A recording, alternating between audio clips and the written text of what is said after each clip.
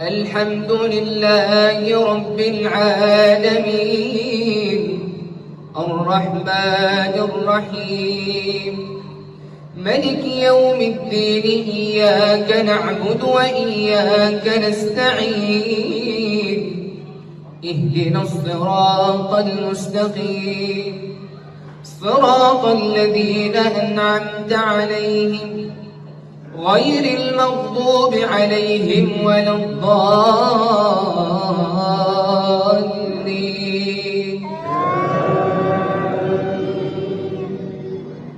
إن الله يأمركم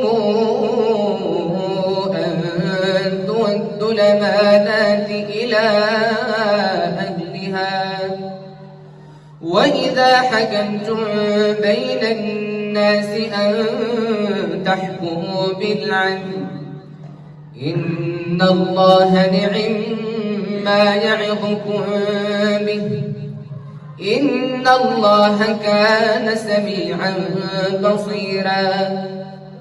يا أيها الذين آمنوا أطيعوا الله وأطيعوا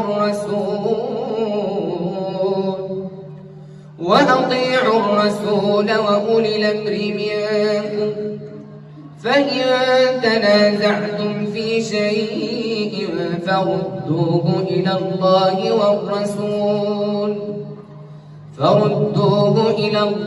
والرسول إن كنتم تؤمنون بالله واليوم الآخر ذلك خير وأحسن تاويلا.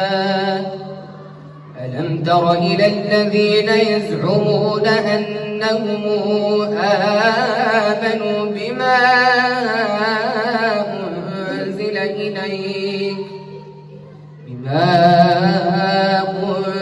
إليك وما أنزل من قبلك يريدون أن يتحاكموا إلى الطاغوت وقد أمروا أن يكفروا به ويريد الشيطان أن يضلهم ضلالا بعيدا.